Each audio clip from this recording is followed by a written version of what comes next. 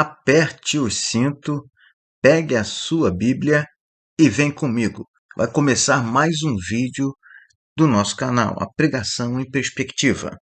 E se você ainda não é inscrito no nosso canal, se inscreva, curta esse vídeo, compartilhe, porque o assunto de hoje é santificação. Vem comigo. Muito bem, pessoal. Pastor Clóvis aqui. Hoje nós estaremos falando sobre santificação. A palavra santificação ou santificar significa literalmente o processo pelo qual alguém é separado para um uso ou um propósito religioso. A santificação do crente é um processo pelo qual ele passa ao se consagrar a Deus e escolhe caminhar em direção oposta ao pecado ou à pecaminosidade. De acordo com a primeira carta de Paulo aos Tessalonicenses, capítulo 4, versículo 3, a parte a santificação do crente é a vontade de Deus. Nós somos separados por Deus, santificados, portanto, para restabelecer em nossas vidas o propósito para o qual nós fomos criados, que é glorificar a Deus e desfrutar dele para todo o sempre. Tal propósito foi originalmente estabelecido por Deus na ocasião da criação, a fim de que o homem pudesse desfrutar dela, da criação, encarando-a, assim como a sua própria vida, como um meio concedido por Deus para o seu contentamento nele, em Deus. De acordo com John Piper, Deus é mais glorificado em nós quando estamos mais satisfeitos nele. Assim também como C.S. Lewis tem uma afirmação muito interessante que diz o seguinte: somos criaturas divididas, correndo atrás de álcool, sexo e ambições, desprezando a alegria infinita que se nos oferece, como uma criança ignorante que prefere continuar fazendo seus bolinhos de areia numa favela porque não consegue imaginar o que significa um convite para passar as férias na praia. Infelizmente, nos contentamos com tão pouco. Assim sendo, a santificação é nada mais, nada menos que reconhecer e estabelecer como modo de operar a própria vida e a interação com o universo criado, e isso inclui outras pessoas e nós mesmos, por meio de um comportamento, através do qual glorificamos a Deus e desfrutamos dele, e nessa interação encontra-se nossa verdadeira fonte de contentamento pleno. Ou seja, viver para a glória de Deus e desfrutar dele constitui-se o processo de santificação. Sim, é um processo. A santificação é um processo. E nós vamos entender um pouco mais a respeito desse processo. Esse processo de santificação, ele se dá no meio da sociedade onde nós vivemos, onde nós estamos estabelecidos. E a sociedade atual, a sociedade moderna, ela está estabelecida sobre 3 pilares. Esses 3 pilares eu chamo de pilares de sustentação da sociedade atual. Eles podem ser usados tanto para a glória de Deus e desfrute do homem, que seria o processo de santificação, quanto para a desonra a Deus e a autodestruição do homem, que seria o processo de queda. São eles o poder, a sexualidade e o dinheiro. O poder, que é a liderança ou a proeminência em alguma instância, diz respeito a estar à frente na condução de alguma coisa ou até de pessoas, inclusive na instância religiosa. É a condição pela qual todos nós, em algum momento da vida, passamos, seja no âmbito familiar, no trabalho, no âmbito religioso ou na igreja, entre amigos ou indo mais além, no governo de uma sociedade, exercendo liderança em algum poder terreno. O uso que o homem faz do poder jamais pode perder de vista o que está estabelecido nas Escrituras para tal. O apóstolo Paulo, na carta aos Romanos, capítulo 13, versículo 1, todos devem estar sujeitos às autoridades, pois não há autoridade que não venha de Deus. As autoridades que existem foram estabelecidas por ele. Há um pressuposto nesse texto que estabelece uma subordinação das autoridades constituídas em relação a Deus que as estabeleceu, de que, obviamente, quem estabelece ou constitui está acima de quem foi estabelecido ou constituído. Ou seja, a partir do governo de uma nação até o governo da vida de uma criança, deve haver a subordinação a Deus. Tal ideia nos remete ao texto de Gênesis capítulo 1, versículo 28, quando Deus, ao criar todas as coisas, criou o homem e lhe deu autoridade para dominar e sujeitar a criação. Naturalmente, tal domínio e sujeição são executados com vistas à glória do Criador, à glória daquele que criou. O poder que exercemos sobre as pessoas e coisas precisa estar baseado no propósito para o qual todos foram criados. Tendo dito isto, concluímos que o poder sobre as coisas e sobre as pessoas, se exercido com o devido respeito em relação ao Criador, que nos concedeu o direito e nos incumbiu do dever, pode perfeitamente ser favorável ao processo de santificação. A sexualidade, ela é o segundo pilar da sociedade atual que pode e deve ser usada no nosso processo de santificação.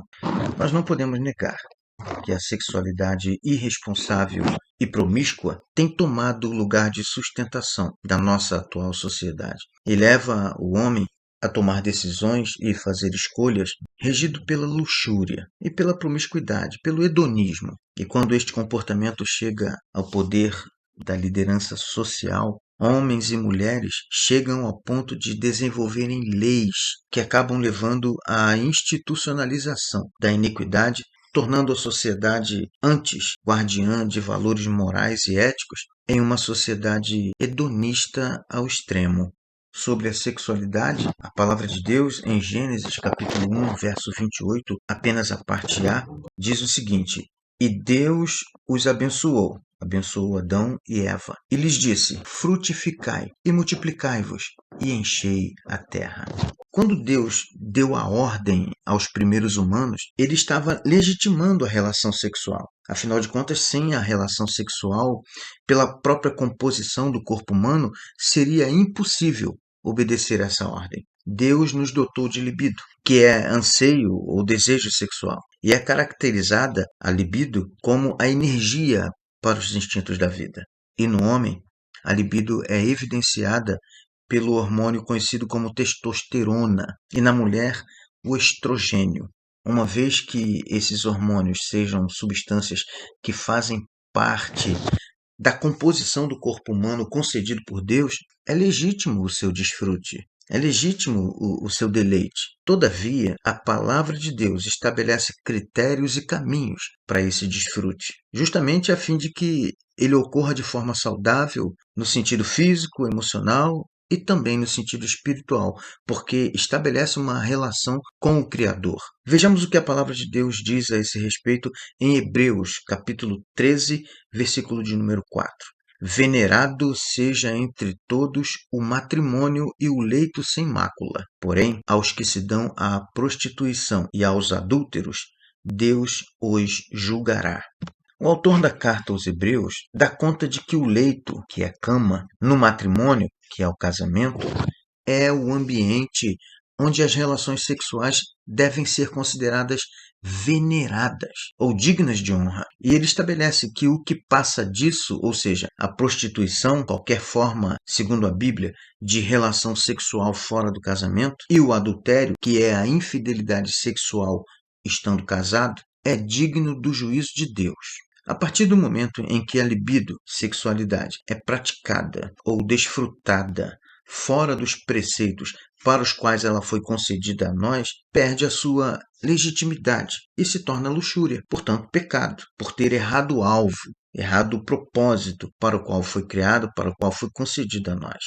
Não há proibição bíblica para o desfrute da sexualidade. Nós precisamos definir em que ponto a libido se torna luxúria, porque é aí que está a linha divisória entre glorificar a Deus e desfrutar dele dentro do casamento, ou desonrá-lo e nos autodestruirmos fora dele, através da prostituição, adultério, fornicação. O uso que fazemos de nossa sexualidade pode perfeitamente ser introduzido ao processo de santificação, mas também ao processo de queda. A escolha é toda nossa.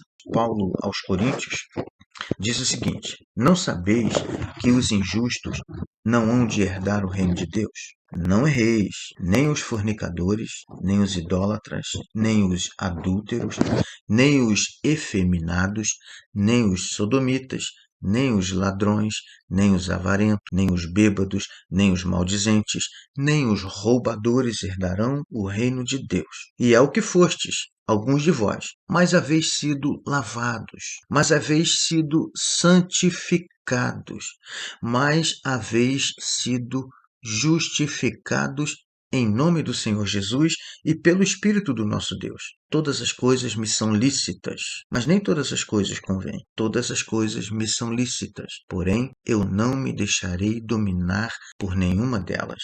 Paulo inclui as relações sexuais impróprias na lista de pecados comuns e de pecados em geral, como práticas.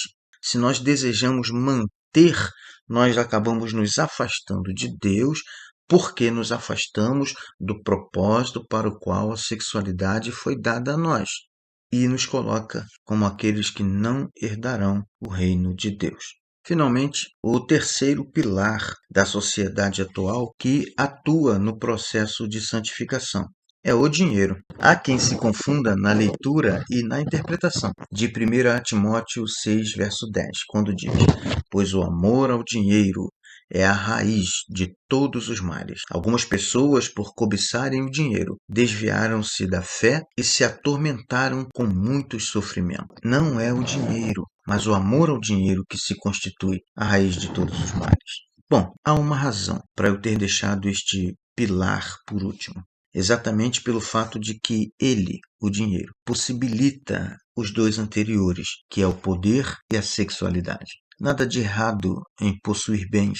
Desde sempre, toda a instituição humana, inclusive a própria igreja, precisou de patrocínio para sua própria expansão e consequente crescimento, através da pregação, da proclamação do Evangelho. Nossa vida em sociedade demanda dinheiro para a manutenção da alimentação, da vestimenta, da moradia, saúde, como necessidades elementares à manutenção da vida com o mínimo de dignidade. No entanto, o uso que fazemos dos recursos de que dispomos e o apego que dedicamos a eles podem determinar a quem amamos. Se amamos a estas riquezas ou se amamos a Deus, que nos concede condições para a aquisição dessas riquezas. Paulo faz uma crítica implacável àqueles que depositam sua confiança e seu amor nos bens materiais em detrimento de sua relação com Deus. Na primeira carta que ele escreve a Timóteo, no capítulo 6, versículo 10.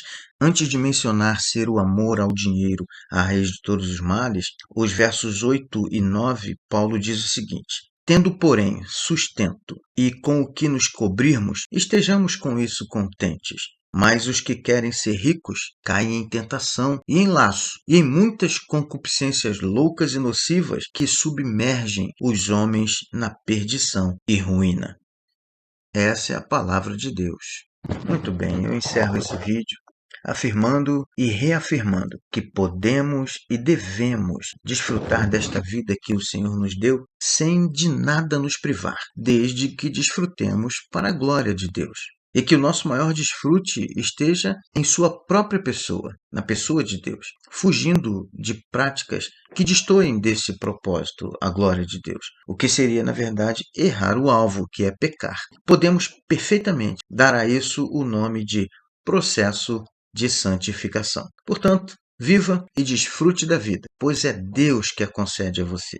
Mas viva dentro dos seus propósitos e seja feliz nele. Que a bênção do Senhor seja sobre a sua vida e que Ele próprio fortaleça você no seu processo pessoal de santificação, buscando viver a vida, desfrutar da vida, mas tendo o maior contentamento em agradar ao Criador. Um grande abraço, até o próximo vídeo.